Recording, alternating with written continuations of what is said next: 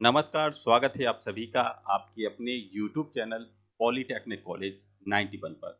आज हम लोग production technology unit first cutting tool and cutting material के बारे में सरल और आसान भाषा से समझेंगे कि कटिंग टूल होते क्या हैं और इनको बनाने के लिए हम लोग किस प्रकार के मटेरियल का इस्तेमाल करते हैं, वो हम लोग समझेंगे इस वीडियो के माध्यम से। तो शुरुआत करते हैं सबसे पहले कटिंग टूल या कर्तन औजार क्या होते हैं। मशीन के संदर्भ में एक कर्तन औजार या एक कटिंग टूल ऐसा औजार होता है जो टेयरिंग मतलब कटिंग डिफॉर्मेशन के कारखंड से पदार्थ पृथक करता है। तो कौन सा जो हमारा वर्क पीस है उस वर्क पीस के ऊपर से वो क्या करेगा, कुछ पदार्थ को अलग करेगा। वो पदार्थ कौन सा होगा? Unwanted material.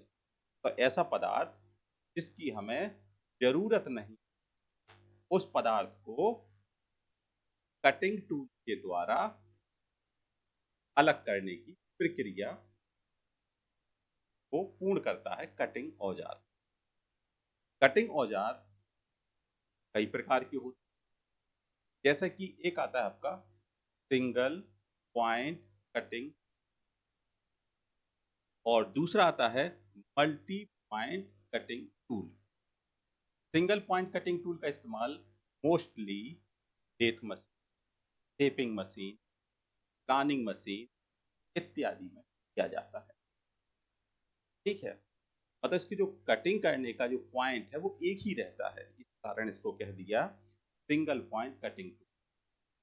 ठीक है, और सिंगल कटिंग एज के माध्यम से धातु को पृथक पृथक्करण संपन्न होता है।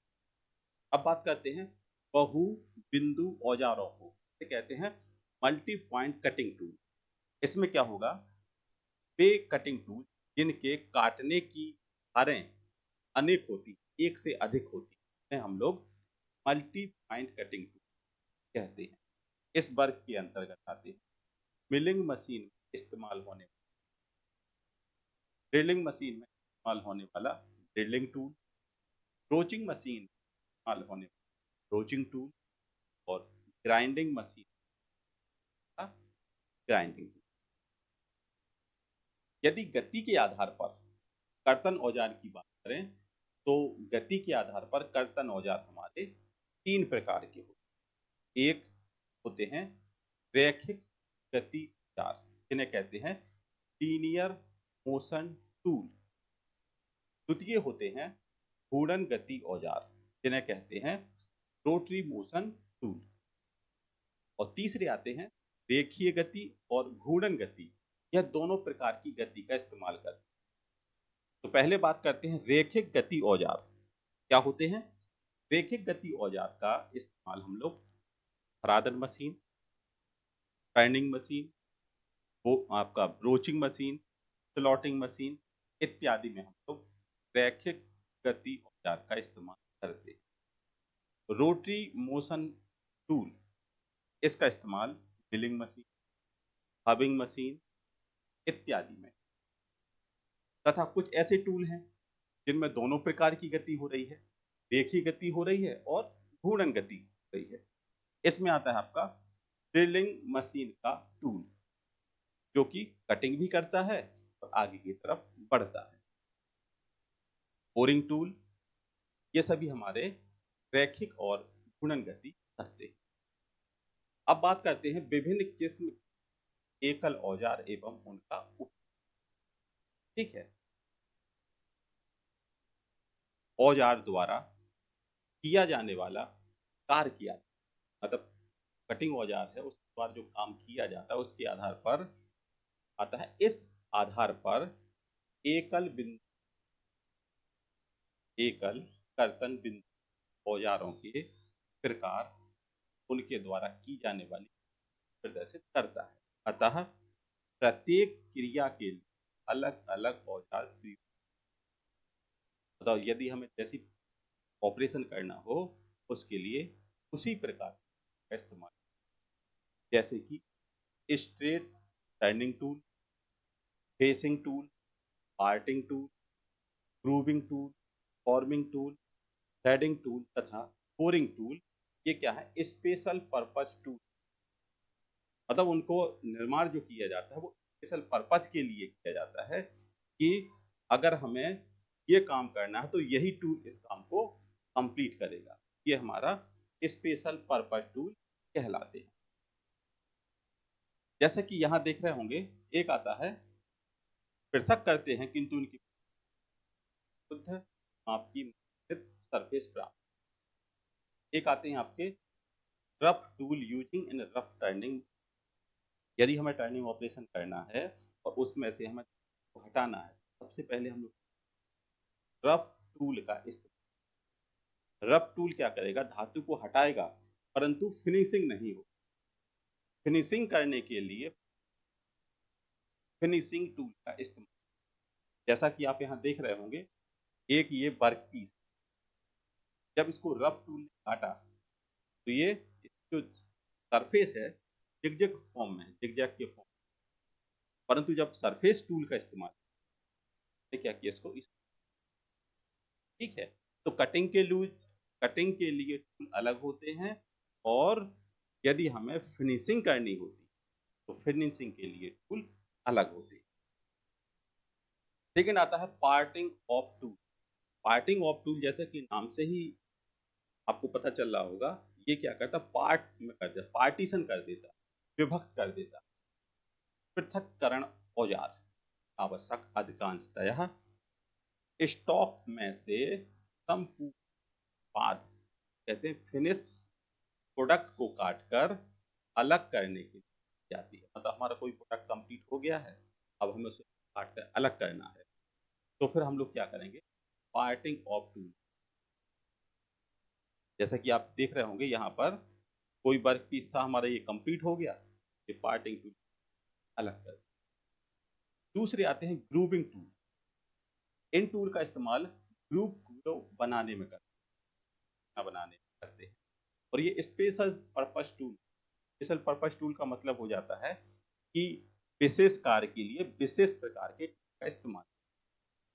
किसी कारखंड का खांचे काटने के ग्रूविंग टूल का प्रयोग किया जाता है तथा खांचों आकृति के अनुरूप खांचे औजार की कर्तन एज बनाई जाती है।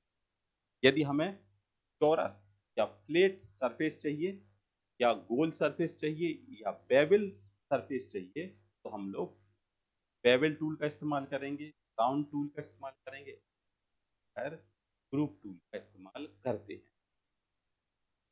फॉर्मिंग टूल द्वारा कारखंड पर कॉन्वेक्स, कॉनकेव तथा अन्य अनियमित आकृति का मशीन प्रारूपण औजार द्वारा अनियमित आकृति मशीनन करने के प्रारूपण औजार को लॉन्गिट्यूडनल व क्रॉस प्रारूपण, कहते क्रॉस फॉर्मिंग एक साथ। थ्रेडिंग टूल द्वारा बाह्य व आंतरिक चूड़ी, जैसा आप देख रहे हैं ना, एक थ्रेडिंग टूल क्या करेगा? बाहर की तरफ चूड़ियां काटता है और अंदर की तरफ हटता है। अब बात करें बोरिंग टूल। तो बोरिंग टूल का काम क्या होता है? किसी भी डाया को इनलार्ज कर। परंतु बोरिंग भी हमारी ब्लाइंड होल है या फिर हॉलो होल है, तो आर पार होल है। यदि ब्लाइंड होल बनाना मतलब कि सिर्फ क्या करना है, छिद्र को आर पार नहीं बनाना, तो यहाँ पर हम लोग क्या करते हैं? बोरिंग ए ब्लाइंड होल के लिए इस प्रकार करते हैं। और यदि हमें आर पार छिद्र बनाना है तो हम इस प्रकार के टूल का इस्तेमाल करते हैं। ठीक है। अब आता है on the basis of direction of heat के अकॉर्डिंग टूल हमारे दो प्रकार के होते हैं। आपका लेफ्ट हैंड टूल और right hand tool. Left hand tool को दाएं बाएं से दाईं ओर, हेड स्टॉक से टेल स्टॉक की ओर फीड किया जाता है तथा इसके मुख्य कर्तन को मेन कटिंग एज दाएं ओर होते हैं। मतलब ये क्या है, जो काटने वाला पॉइंट रहेंगे वो दाईं तरफ रखे जाते हैं, इसका इस तरफ। ठीक है। अगर राइट हैंड टूल की बात, राइट हैंड टूल है, ये दाएं से बाईं ओर कटिंग करता है, मतलब टेल स्टॉक से कटिंग करता हुआ हेड स्टॉक की तरफ जाता है। इसकी कटिंग कोण जो है वो बाईं ओर होती है, जैसा कि इसकी ये कटिंग ओर है वो बाईं तरफ। अब बात करते हैं औजार के बिंदु रूप के आधार पर, on the basic the form of tool point. इस आधार पर एकल बिंदु औजार निम्नलिखित दो प्रकार के होते हैं। पहले आते हैं tool having straight shank, tool having bend shank. मतलब उनका जो शैंक है या तो स्ट्रेट होगा या फिर बेंड होगा, किसके अकॉर्डिंग, उनकी आकार के अकॉर्डिंग। तो पहले बात करके टूल हैविंग स्ट्रेट शैंक, सीधे शैंक वाले औजार का शैंक बिंदु दोनों एक ही अक्ष पर, इनका इस्तेमाल कटिंग ऑफ में, ग्रूविंग में, फॉर्मिंग में, इन सभी के लिए किया जाता है। झुके शैंक वाले औजार, यह बाईं अथवा दाईं ओर झुके होते हैं। यह औजार क्रैंक्ड टूल नाम से भी जाने जाते हैं। जिन औजारों की अक्ष दाईं ओर झुकी हो उन्हें वाम हस्त के औजार, तथा अक्ष बाईं ओर झुकी उन्हें दाएं हस्त झुके औजार कहते हैं। जैसे आप देख रहे हैं ना, ये राइट हैंड इनक्लाइन टूल, ये क्या है, राइट हैंड इनक्लाइन है। ये आ गया आपका लेफ्ट हैंड इनक्लाइन टूल, ये लेफ्ट हैंड तरफ इनक्लाइन है, जो आपका ये। अब बात करते हैं औजार के निर्माण विधि के आधार पर। यदि हमें टूल को बनाना है तो उसके निर्माण के लिए हम दो तरीके के, एक आता है फोर्जिंग ऑपरेशन द्वारा टूल बनाए जाते हैं, वो कहलाते हैं, और दूसरे टूल होते हैं टिप टूल। इनमें क्या होगा, सिर्फ इनकी टिप अलग धातु की, बाकी बॉडी सस्ती धातु। इसमें आता है आपका कर्तन इस्पात शैंक पर ब्रेजित अग्र टिप युक्त औजार। कर्तन इस्पात शैंक पर यांत्रिक विधि बंधे हुए अग्र युक्त औजार। अब बात करते हैं आपके फोर्जिंग औजार। फोर्जिंग ऑपरेशन को आपने पढ़ा होगा। फोर्जिंग ऑपरेशन में क्या करते हैं, धातु को गर्म करते हैं और हैमरिंग उसके आकार को परिवर्तित करते हैं। तो ये जो टूल हम फोर्जिंग टूल, यह उच्च कार्बन इस्पात व उच्च चाल इस्पात, कहते हैं हाई स्पीड, और आपके हाई कार्बन बनाए जाते हैं। ठोस औजार इस्पात शैंक के सिरे को फोर्ज करके औजार को वांछित प्रदान की। इस प्रकार फोर्जित औजार एक खंड में बनाया, जिसकी कर्तन को घिसकर आवश्यक प्रदान किए। एक ठोस फोर्जित औजार पर दर्शाया गया, ये आपका फोर्जिंग टूल है, जिसके अलग अलग पार्ट दिखाए गए हैं। इस टूल का ये जो एरिया है, ये शैंक कहलाता है, शैंक।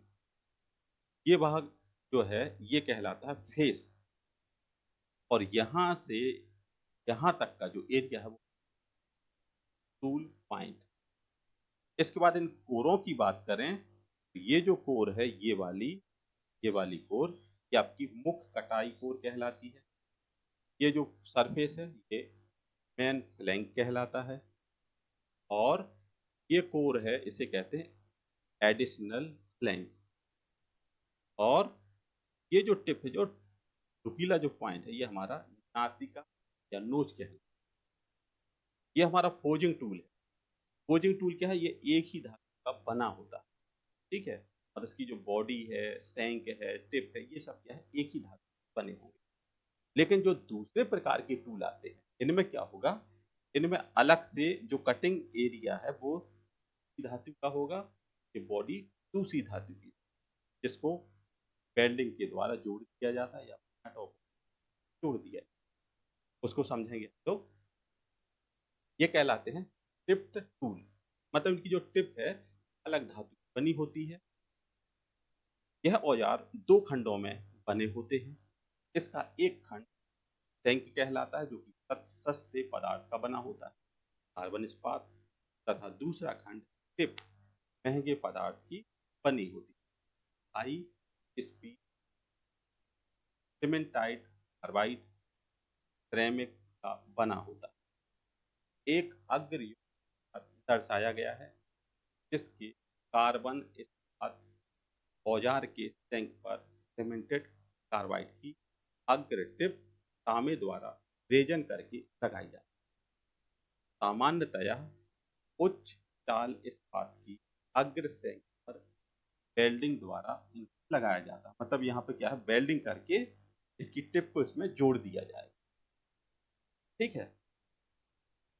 सीमेंटाइट कार्बाइड या सिरेमिक अग्र टिप या तो सैंक पर ब्रेजिंग द्वारा लगाई जाती है या क्लैंप के द्वारा सैंक पर जोड़ी जाती है, अथवा अग्र को औजार धारक में पकड़ कर दी। अगर किसी टूल के ज्योमेट्री की बात करें तो ये एक टूल ज्योमेट्री अलग अलग भाग दिखाए गए हैं। इसको यदि हम ऊपर से देखते हैं, कटिंग टूल यदि ऊपर से देखते हैं, ये हमारा टॉप कहलाएगा और ये कहलाएगा साइड। टॉप वाला ये भाग हमारा टैंक कहलाता है, यहाँ साइड में भी वही टैंक कहलाता है। ये हमारा फेस है, ऊपर से देखने पर टूल को ये फेस कहलाता है। ये कर्तन कोर है, ये नोज कहलाएगी, नासिका, और ये कहलाएगा आपका अंतः कर्तन कोर। अब इसी टूल को क्या किया, जब साइड से देख रहे हैं, ये तो हमने टॉप से देख लिया, इसको यदि साइड से देखेंगे तो साइड से इसकी आकृति ऐसी हो, मतलब यहाँ पर जो कोण बनेगा वो हमारा टिप एंगल, टिप एंगल। ये एड़ी कहलाएगी, हील। और ये फेस है, कि आप ऊपर से देखो फेस है, और साइड में ये दिख रहा फेस हो गया, ये कहलाता है टैंक। जो आपका एक टिप है, ठीक है, नासिका, नासिका कुछ बाहर की तरफ निकली, तो यहाँ पर एंगल भी बना होगा इसे अवकाश। और यदि इसको साइड से देखते तो साइड हमारा, तब ये साइड है तो ये हमारा फ्रंट, ऐसे देखते। तो ये आपके टूल का नोमेनक्लेचर आ जाए। अब बात करते हैं कटिंग टूल का मटेरियल किस धातु का बना होगा। कहलाता है high cast iron such as stellite, tungsten carbide, cementite carbide, ceramic, cermet, cubic boron nitride, पॉलीकेट, डायमंड, इन सभी पदार्थ कटिंग बनाए जाते हैं। कर्तन औजार पदार्थ के गुण, क्या गुण होने चाहिए। पहला गुण इसका होता है, कर्तन औजार पदार्थ कारखंड पदार्थ की तुलना में कम से कम 30% से लेकर 50% तक अपेक्षाकृत अधिक कठोर होने चाहिए। ठीक है। सेकंड आता है, कर्तन औजार पदार्थ को उच्च तप्त कठोरता तापक्रम रखना चाहिए, तथा इनका टफनेस उच्च होना चाहिए, हाई बियर रेजिस्टेंस होना चाहिए, हाई थर्मल कंडक्टिविटी हो, लो कोएफिशिएंट ऑफ फ्रिक्शन होना चाहिए, और साथ ही फैब्रिकेशन में सुगम होना चाहिए। तो ये सभी गुण एक कर्तन औजार के पदार्थ में होने चाहिए। तो आशा करते हैं कि आप समझ गए होंगे सरल और आसान भाषा में प्रोडक्शन टेक्नोलॉजी का यूनिट फर्स्ट, जो कि काफी महत्वपूर्ण है। समझ में आया होगा, वीडियो लाइक कीजिएगा, सब्सक्राइब कीजिएगा, और जो भी आपके सजेशन है वो कमेंट अवगत कराइएगा। Next video